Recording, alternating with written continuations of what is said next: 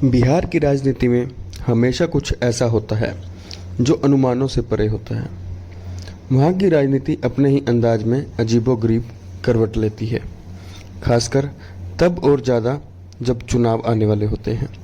मुश्किल से 11 दिनों पहले जब मुख्यमंत्री नीतीश कुमार ने राज्य के जेल मैनुअल में बदलाव किया तो अंदाज़ा हो गया था वो क्या करना चाहते हैं, वो क्या करने वाले हैं। इसके साथ इस सूबे की सियासत करवट लेने लगी। 30 साल पहले एक जिलाधीश की हत्या में आजीवन कैद की सजा भुगत रहे आनंद मोहन सिंह तोमर के रिहा होने के बाद अब राज्य की राजनीति में नई सुगबुगाहट शुरू हो चुकी है। कहा जाने लगा कि सियासत अब गलत सही, अच्छे खराब से परे जाकर फायदे और वोट बैंक के रास्तों को राजमार्ग में बदलने लगी है।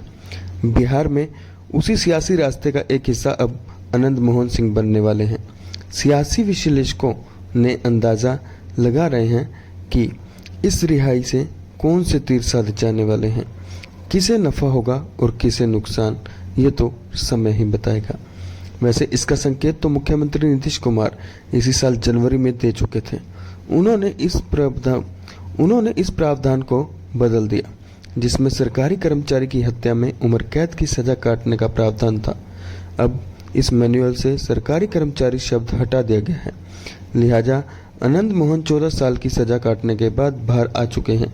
वैसे एक ज़माने में वे लालू यादव से सियासी अदावत भी ले चुके हैं और नीतीश से भी टकरा चुके हैं, लेकिन लालू अब उनके पारिवारिक मित्र हैं और नीतीश कुमार पुराने दोस्त। क्या अनंत फायदे का सौदा साबित होंगे बिहार की राजनीति के लिए, या कहें कि नीतीश कुमार के लिए क्या अनंत फायदे का सौदा साबित होंगे? क्यास है कि बिहार में महागठबंधन की राजनीति में वे नीतीश और लालू दोनों के लिए फायदे का सौदा साबित होंगे, चूंकि वे खुद राजपूत हैं, साथ ही भूमिहार और राजपूत समुदाय पर असर रखते हैं, तो जेडीयू और आरजेडी की सियासी नाव को विधानसभा चुनाव में मदद कर सकते हैं। सीमांचल और कोसी की 28 विधानसभा सीटों पर उनके असर का दावा किया जा रहा है। हालांकि बिहार के ही एक नेता कहते हैं कि आनंद मोहन अगर सियासत में इन दो दलों के साथ आए तो दलित और पिछड़ा वोट उनसे छिटक भी सकता है। फायदे की गणित नुकसान में बदल सकती है। वैसे नीतीश कुमार और लालू को भरोसा है कि उनके दलों के वोट बैंक के साथ आनंद मोहन के जरिए राजपूत और भूमिहार वोट साथ आ जाए तो विजयी समीकरण बना जाएगा। माना जा रहा है कि 69 वर्षीय आनंद मोहन आरजेडी के साथ जाएंगे। आनंद मोहन बाहुबली नेता माने जाते हैं। हालांकि जेल में वे कविताएं और किताबें लिख चुके हैं। सियासत में आने का उनका रास्ता जयप्रकाश नारायण की संपूर्ण क्रांति रही। यह 1974 की बात है। वे कॉलेज में पढ़ रहे थे, तब कॉलेज के दबंग छात्र नेता के तौर पर उनकी छवि बनने लगी थी। सहरसा में उनके परिवार का सम्मान इसलिए रहा कि उनके बाबा स्वतंत्रता सेनानी रहे, पिता सामान्य तौर पर किसानी करते रहे। आनंद मोहन की छवि लगातार बाहुबली की नेता बनती गई। उसके कुछ किस्से इलाके के लोग अब भी सुनाते हैं। वाकई एक समय ऐसा था जब आनंद का खौफ उनके इलाके में खासा रहा है।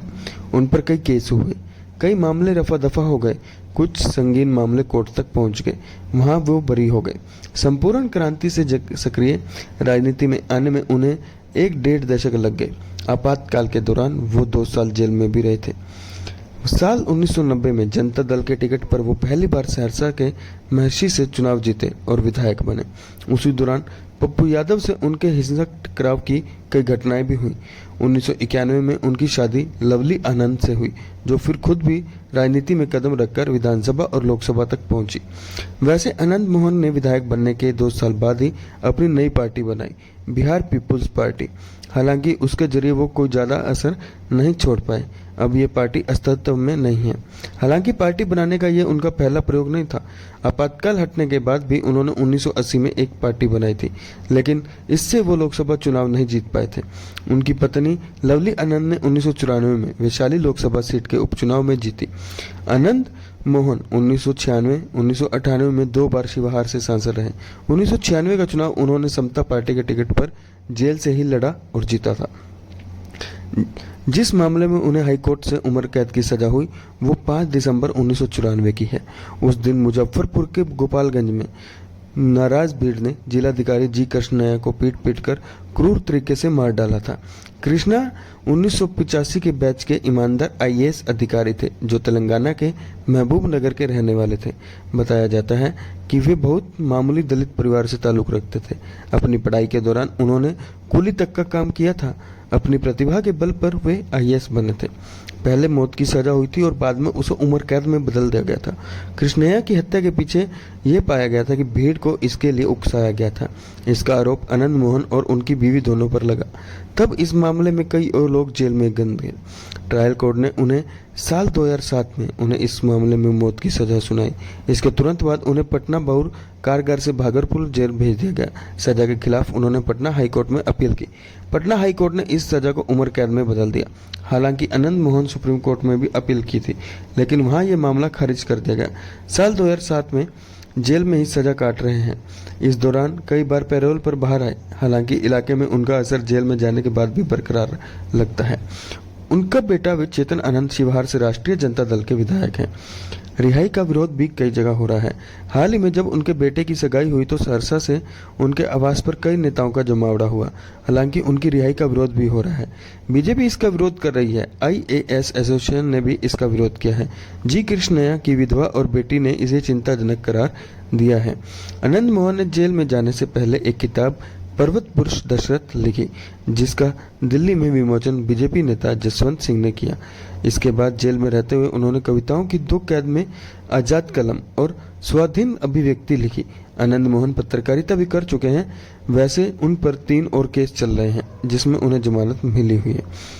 26 मई 2016 को जेल मैनुअल के नियम 48(1) कै में कई अपवाद जुड़े, जिसमें काम पर तैनात सरकारी सेवक की हत्या जैसे जघन्य मामलों में आजीवन कारावास भी था। अब नियम के मुताबिक ऐसे मामलों में सजा पाए कैदी की रिहाई नहीं होगी और वो सारी उम्र जेल में ही रहेगा। अप्रैल 2023 में इसमें सरकारी सेवक शब्द हटा दिया गया। अब ऐसी सजा पाए अपराधियों की 14 साल में रिहाई का रास्ता खुल गया है।